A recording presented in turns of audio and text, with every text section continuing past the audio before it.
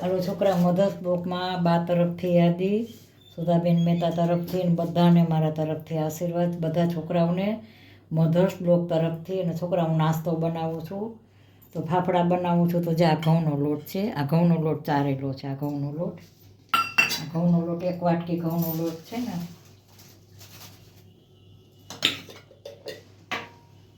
1 વાટકી આ ઘઉંનો લોટ છે. તો એક વાટકી મેં ચણાનો લોટ નાખ્યો છે. 1 વાટકી ઘઉંનો લોટ, 1 વાટકી ચણાનો લોટ છે. અને હું આમાં છે ને આ ચણાનો લોટ અને ઘઉંનો લોટ બે મેં ભેગા કરીને નાખ્યા છે. આ અજમો છે, હળદર, આ મીઠું, આ ધાણા જીરું, નાખ્યું. આ ચીલી ફ્લેક્સ છે. આમાં હવે જે નખાય તો હું ચીલી ફ્લેક્સ નાખું. હવે આમચૂર પાવડર છે, આ જો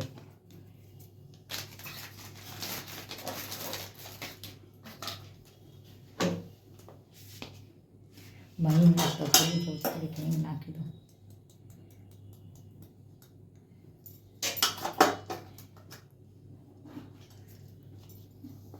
આ મેથી છે, આ કોથમરી છે. હવે આમાં હું મોણ નાખીને લોટ બાંધી નાખું છું.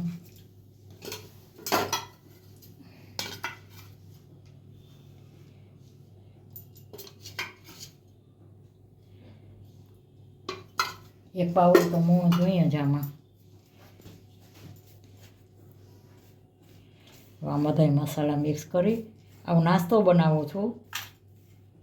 ઘઉંનો લોટ 1 વાટકી ઘઉંનો લોટ ને 1 વાટકી ચણાનો લોટ, એનો હું નાસ્તો બનાવું.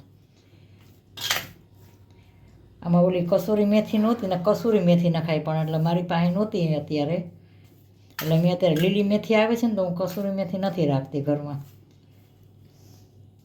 હમણાં લીલી મેથી આવે છે. પછી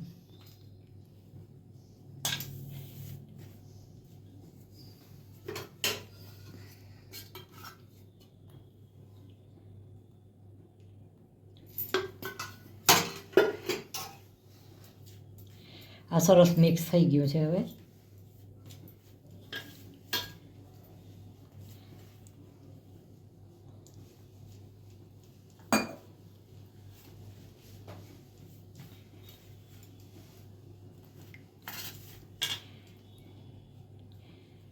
આનો ફાફડાનો છે ને કઠણ લોટ બાંધવાનો, પૂરી જેવો નહીં.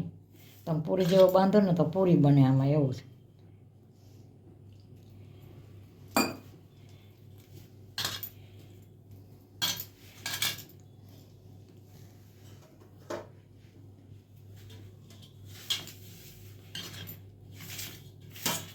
ચણાનો લોટ આવે ને તો હાથમાં ચોટતો જાય એટલે વાર લાગે.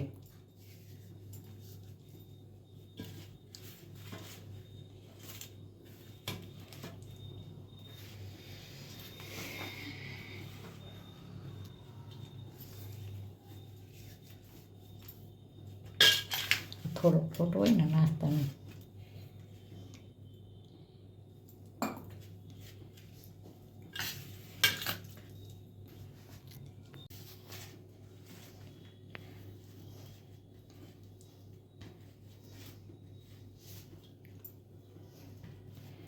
આવડા છે ને ચોખાના, આ તમે ઘઉંના લોટના આપણે ખબર ઠોઠિયા બનાવી, ઘઉંના લોટના બનાવી, ચણાના લોટના બનાવી. આ ઠોઠિયા જેવું જ થયું. આ તમે ઠોઠિયા બનાવો કે આ બનાવો, બધું સરખું. એ તો અમારે પહેલાંના વખતને એવો હતો કે લગ્નમાં છે ને એવા વાનવા બનાવે, ખાસ બનાવે વાનવા. જેમાં ચીલી ફ્લેક્સ નાખ્યો, પછી કસૂરી મેથી હોય ને એ નખાય. બાબા કસૂરી મેથી નહોતી ને તો મેં તો થોડીક લીલી મેથી નાખી દીધી. મેં તો કોથમરી નાખી છે. લ્યો, કોથમરી જરાક નાખી છે. મને આ બધું ખાવા મારી રીતે હું કરતી હોઉં. મેં તો કોથમરી હોત નાખી જરાક. આમાં કોથમરી નાખી છે ને મેથી નાખી.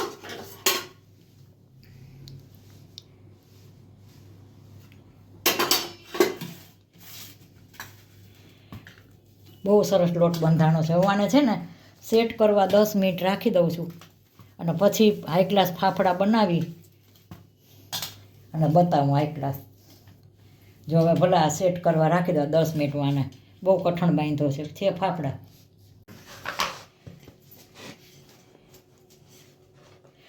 લોટ બંધાઈ ગયો છે. જો હું આ વણું છું. આ છે ને નાસ્તો છે અમારે. જો ઘરે એટલો નાસ્તો બને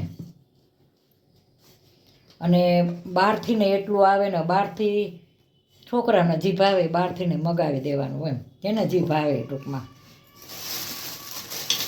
આ તલ છે હો. આ તલ હું ઉપરથી ખાસ મારી રીતે હું બનાવું છું. એટલે તલ ઉપરથી ખાસ જો આવી રીતે હું બધા હવે બનાવી નાખીશ. જો આવા બનવા જોઈએ. આવી રીતે બધા હું બનાવી અને પછી આગળ બતાવું છું. આ 2 વણ્યા છે. હવે આગળ પછી હું બતાવું છું કે ટાઈમ બહુ લઈ લેશે. જો હું આવી રીતે મેં અંદર તલ નથી નાખ્યા. અંદર મેં તલ નથી નાખ્યા. લીધા છે પણ નાખ્યા નથી. હવે હું ઉપર તલ નાખું છું. આ ઉપર આ હું મારી રીતે બનાવું છું. મને આવા શોખ બહુ. આ તલ અને આને શું કહેવાય? ચીલી ફ્લેક્સ કહેવાય ને. આ ચીલી ફ્લેક્સ છે હો. જો હવે આવી રીતે હું બનાવું છું. આજે બુધવાર છે અને 8 તારીખ જાન્યુઆરી છે. બુધવાર છે ને આજે 8 તારીખ છે. મારો બ્લોગ 8 તારીખનો છે. આજે નાસ્તો છે મારો. હું બધા હવે આવી રીતે બનાવું છું. જો આ મેં બનાવ્યું એ બતાવું હમણાં. મેં બધા આવી રીતે જો વણી છે ફાફડા. આમાં જો આવી રીતે બધા વણ્યા સરસ. આ રહ્યા આ બધા વણાઈ ગયા છે આવી રીતે. જો આ બધા આવી રીતે વણ્યા છે. હવે હું છે ને હમણાં તળું અને પછી આગળ બતાવું. હાલો જો આ તળું છું આવી રીતે.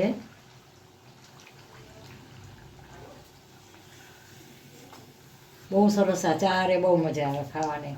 ચારે ચટણી હારે, સોસ હારે. આમ આ નાસ્તો છે સવારનો. જો મેં બતાવું તમને. આવું બનાવીને છોકરાને જો ને અલગ અલગ. જો આ કેવા બન્યા છે. જો હે ને સરસ. આ ફાફડા કેવા. ચણાનો લોટ છે નુકસાનીનો. તમે નકરો ચણાનો લોટ તમે ખાતા હો, તમને ન ફાવતો હોય તો આ ચણાનો લોટ ને ઘઉંનો લોટ 2 ભેગા કરીને કરવાના. હવે આવી રીતે જ આ બધા મેં વણ્યા છે. આ બધા આળિયા જો આ બધા આવી રીતે હું વણી હવે આવી રીતે તળી નાખું છું. આ જો તળ્યા આવી રીતે બધા હું હજી તળી નાખું છું આવી રીતે.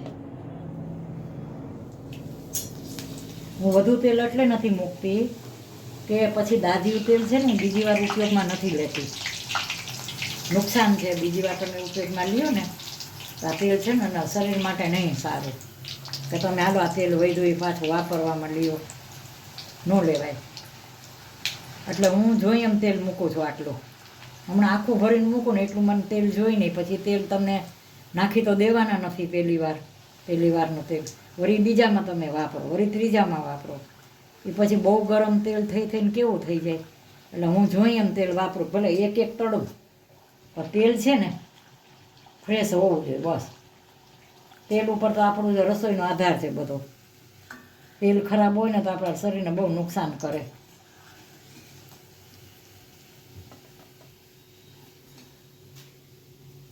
જો આવી રીતે હું આ બધા ધીમે ધીમે જો તળી નાખું છું. પછી હવે સૌ કરીને તો દેખાડીશ. જો આવી રીતે બધા તળે. હાલો છોકરાઓ, મધર્સ બ્લોકમાં બા તરફથી બધા સબસ્ક્રાઈબરને યાદી. છોકરાઓ આજ મેં બહુ ફાઇન નાસ્તો બનાવ્યો છે. હાઈ ક્લાસ બનાવ્યો છે. મેં બનાવ્યું હોય તમને બધું બતાવ્યું છે હાઈ ક્લાસ. અને જો મેં આ પૂરી કેવી રીતે બનાવી છે એ પૂરી તમને બતાવી. જો આ તમને એમ થાય ને કે આ નકરા ચણાના લોટનું કોઈને ન ફાવતું હોય તો ઘઉંનો લોટ ભેગો મિક્સ કરવાનો એટલે બહુ સરસ રસોઈ થાય. બધા બહુ ફાઇન બન્યા. જો આમાં મેં કેટલું નાખ્યું છે.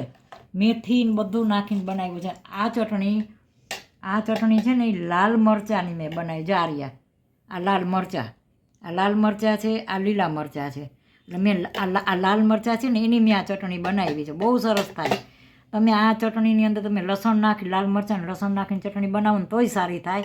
અને આવી રીતે તમે બનાવો ને આ જો બહુ ફાઇન બના ચા આ નાસ્તો છે તો આના ચા તો છોકરાઓ આ મારો નાસ્તો બધા જમવા હાલો બા તરફથી આમંત્રણ છે તો મારા આમ તો ખાખરા કહેવાય ખાખરા ચણાના લોટના બને નકરા બને ચણાના લોટના પણ મેં ચણાનો લોટ જેટલો વાટકી એક ચણાનો લોટ એટલો જ વાટકી એક મેં ઘઉંનો લોટ બે સરખા એવી રીતે મેં લોટ બાંધીને બનાવ્યા એમાં કોથમરી નાખી છે અને મેં લીલી મેથી નાખી છે કસૂરી મેથી નહોતી મેં લીલી મેથી નાખી મારી રીતે અને ચીલી ફ્લેક્સને બધું નાખીને બનાવ્યું એટલે બહુ સરસ નાસ્તો બન્યો છે નાસ્તો કરવા હાલો તો છોકરા મારો આ નાસ્તો કેવો લાગ્યો સારો લાગ્યો લાઈક કરજો શેર કરજો કોમેન્ટ કરજો ને સબસ્ક્રાઈબ કરવાનું ભૂલતા નહીં અને આવો નાસ્તો બનાવવા બાનો નાસ્તો બનાવ્યો છે જમવા હાલો બધાએ બાય બચો